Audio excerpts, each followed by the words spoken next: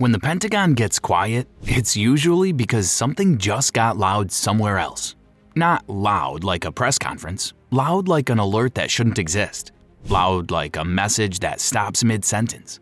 Loud like 3 agencies calling the same number within a minute, asking one question. Most of us live through emergencies through a screen, a notification, a rumor that becomes a headline. But inside the Pentagon, an emergency is not a moment. It's a machine switching modes. Doors change behavior.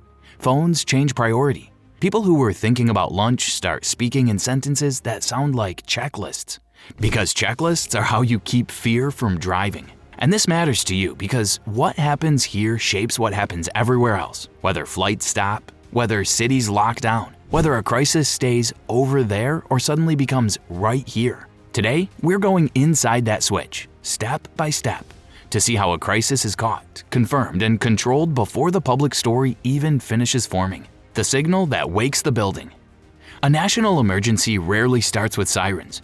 It starts with someone noticing something off and refusing to ignore it. Inside the Pentagon, there are teams whose job is brutal in practice. Stay awake, stay skeptical, and watch the world. They sit in operations rooms where screens show maps and reports flowing in from many directions. It looks like air traffic control, except the planes are world events and the consequences can be irreversible. In normal hours, it's intense but routine. Phones ring, people log details, someone asks, "Do we have another source for that?" It's a steady hum of professionals separating signal from noise. Then the signal hits. Maybe it's a warning message from overseas. Maybe it's a report of an attack. Maybe it's a strange pattern. Separate incidents that suddenly line up like dominoes. The first thing that happens is not shouting. It's verification. Because the most dangerous thing in a national emergency isn't bad news. It's bad information. So the first minutes are a fast ritual. Confirm, cross-check, confirm again. People compare timestamps. They look for independent confirmation. They ask whether this could be a mistake, a glitch, or a deliberate lie designed to make the US move the wrong way. If the report survives that gauntlet, the room shifts without anyone announcing it. Voices drop, movements get sharper. Somebody stands up and walks to a phone that does not ring for normal situations. And that's when the building starts waking up. The 2 questions that decide everything. The first question is obvious. What happened? The second question is the one that changes the whole country. Does this change what we do right now? Those questions split the response into 2 tracks. Track 1 is understanding. Where is it? Who's affected? What do we know for sure? What are we assuming? What's still a blank space? Track 2 is action. Who needs to know? What security posture changes this minute, not later? What resources might be needed if this grows? And that's when you start seeing the Pentagon's strange superpower. It gets less flexible on purpose. In a normal building, people wander. In the Pentagon, movement can become controlled. Badge checks get stricter. Doors that used to open easily start behaving like they have opinions. It's not for show. Confusion is a magnet. If there's an emergency, someone out there may try to exploit the fog. So part of the response is making the building harder to surprise while it's busy responding to a surprise. Outside, the world feels messy. Inside, it starts feeling clean. The call tree nobody sees. Picture a regular office moment. Someone's microwaving food. Someone's laughing at a meme. Someone's arguing with a printer like it owes them money. Then, quietly, phones begin to ring in a very specific order. This is the call tree. It's not one dramatic phone call that saves the day. It's a cascade. A set of alerts and briefings that move up and out like a wave traveling through the building. The goal is simple. The right people get the right facts at the right time. Disasters happen when the wrong people get the wrong facts at the wrong time. So early calls are short and strict. Confirmed facts only. What's unconfirmed? What's being checked? What's needed? And while those calls are happening, the response begins to stand up. More people are pulled in. More roles activate. The calm watch crew becomes a full crisis operation. You'll see additional teams arrive with laptops and folders, and that look people get when they're trying to be calm on purpose.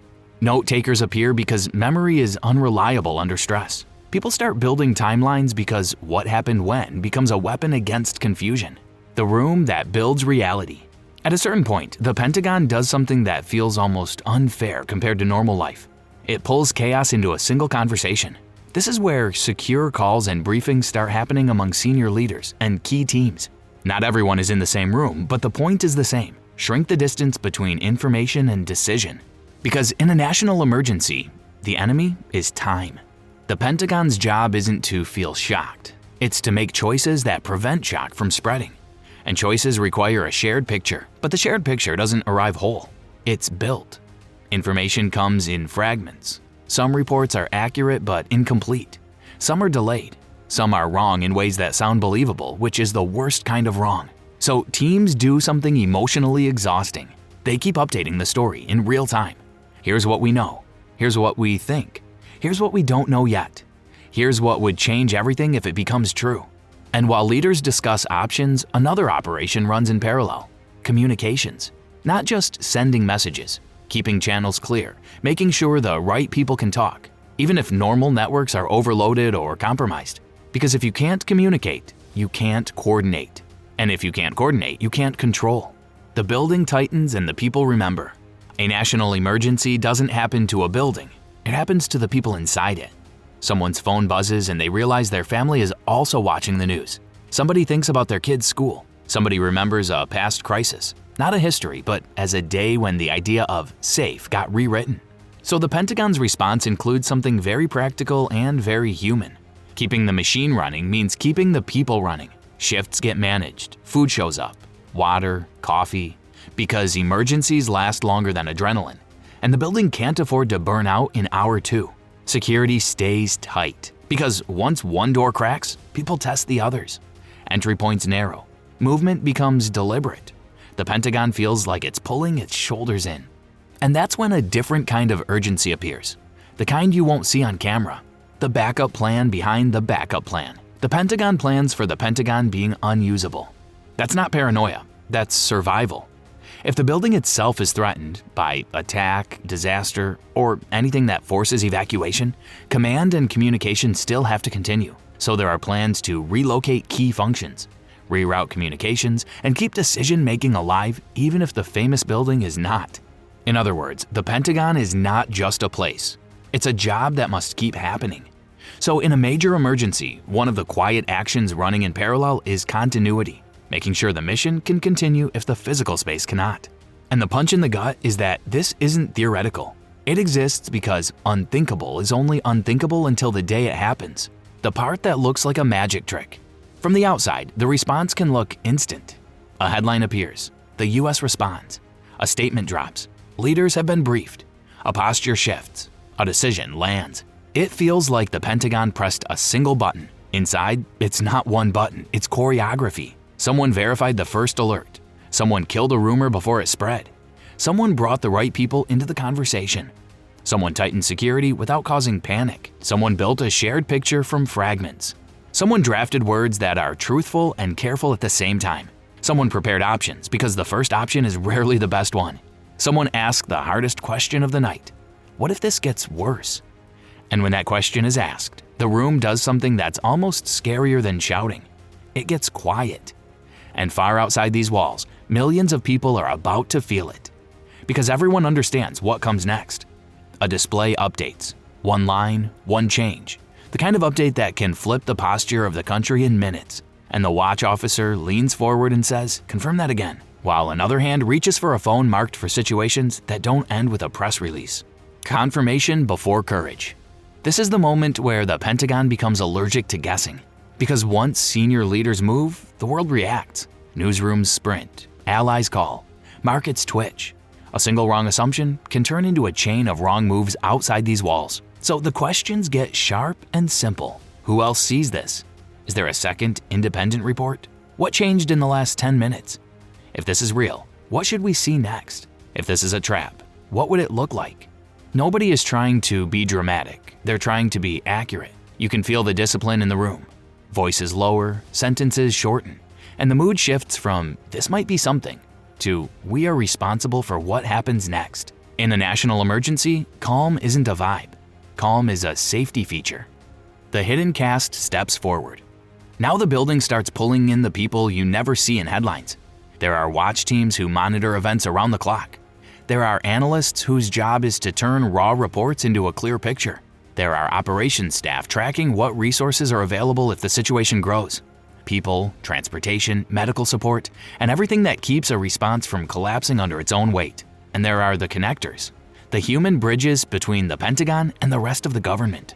The Department of Homeland Security, which helps coordinate protection inside the United States. The Federal Emergency Management Agency, known as FEMA, which helps manage disaster response when the civilian world is hit hard. The Federal Aviation Administration, which keeps the airspace organized and can change flight rules when needed. The State Department, which talks to other countries so allies aren't left guessing and rivals don't misread silence. A national emergency isn't just military. It touches airports, hospitals, power, public safety, and diplomacy. So the Pentagon doesn't respond like a solo fighter. It responds like a switchboard for a much bigger system. The first clean sentence reaches the top. Somewhere in this early phase, the Secretary of Defense, the top civilian leader of the Defense Department, gets briefed. And the briefing isn't a long speech. It's the cleanest sentence the team can build out of chaos. Here's what happened. Here's what we know for sure. Here's what we don't know yet. Here's what we're doing in the next few minutes. That clean sentence is powerful because it protects decision-making from emotion. It keeps people from reacting to rumors, images, and adrenaline. It forces the room to live in reality, even when reality is ugly. This is also where the public gets the biggest misconception about the Pentagon. People think the job is always to hit back. Sometimes, the job is to not do something reckless in the first hour, because the fastest move can be the dumbest move. And sometimes the smartest move is proving you're not being baited. Decisions under a clock. At this point, time starts acting like a bully. You can't pause the situation. You can't call a timeout. Every minute without a decision becomes its own decision to hold, to watch, to wait. That might be correct, but it has to be deliberate. So the room runs on structured questions. What's the goal in the next hour? What's the goal by morning? What's the worst case if we do nothing? What's the worst case if we overreact? Underneath all of that is the question nobody enjoys carrying. How many lives are on the line if we get this wrong? That's why you'll see relentless note-taking and logging.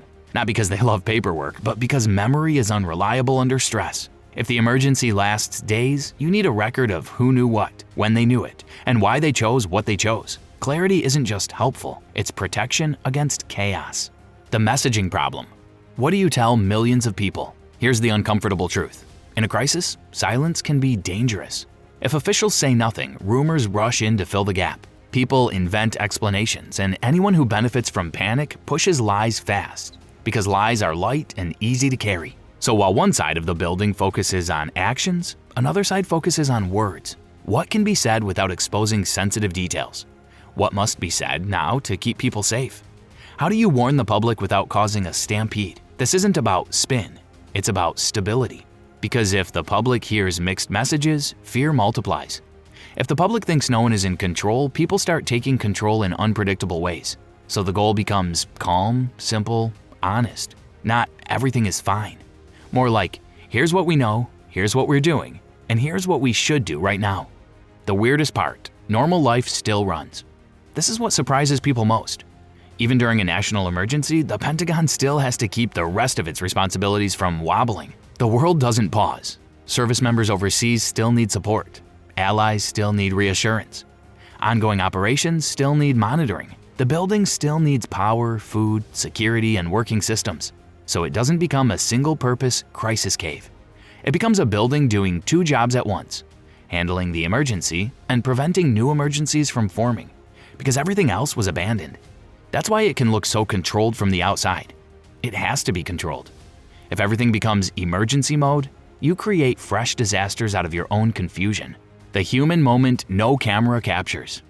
The Pentagon is portrayed like a cold fortress. In reality, it's full of people trying not to let their faces betray what their brains are calculating. Someone texts their spouse, "I'll be late." Someone thinks about their kid's school. Someone remembers an older crisis, not a history, but as a day when safe got rewritten. And somebody cracks a small joke because humor is how humans release steam without blowing the whole room apart.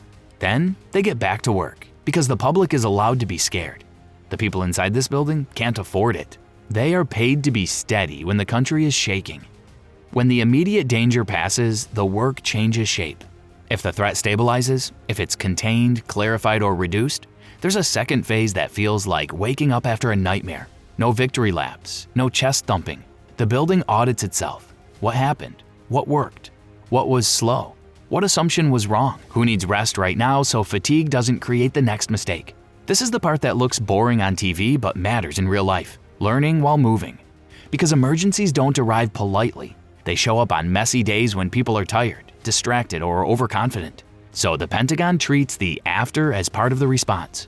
Quiet fixes, updated plans, hard lessons turned into routine. And yes, they rehearse this over and over. Tabletop drills, full-scale exercises, surprise tests at odd hours. Not because they enjoy stress, but because muscle memory is the difference between a fast, clean response and a slow, messy one later.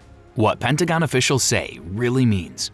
The public sees the headline, the briefing, the decision. You don't see the invisible labor that made decision possible. The person who demanded a second confirmation when everyone wanted to believe the first. The team that built a shared picture out of fragments. The staff who kept leaders connected while networks strained. The writer who chose words carefully enough to steady millions of strangers. The managers who rotated tired people out before fatigue made the crisis worse. That's what happens inside the Pentagon during a national emergency. Not movie shouting, controlled urgency. A machine built around one promise. When the outside world turns chaotic, someone inside has to stay steady enough to hold the line. So the next time you see a breaking news banner and the phrase "Pentagon officials say" flashes across your screen, remember what that really means. It means a building full of people just spent precious minutes turning scary, messy fragments into something real enough to act on, without letting fear drive the steering wheel. It means the response you're watching is the end of a long chain of quiet decisions you never got to see. If you want more behind-the-scenes deep dives into what really happens inside the world's most important systems, hit like and subscribe. And drop a comment with where we should go inside next. An airport control tower during a shutdown? The room that keeps the power grid stable? Or what really happens inside a major hospital when it declares a full emergency?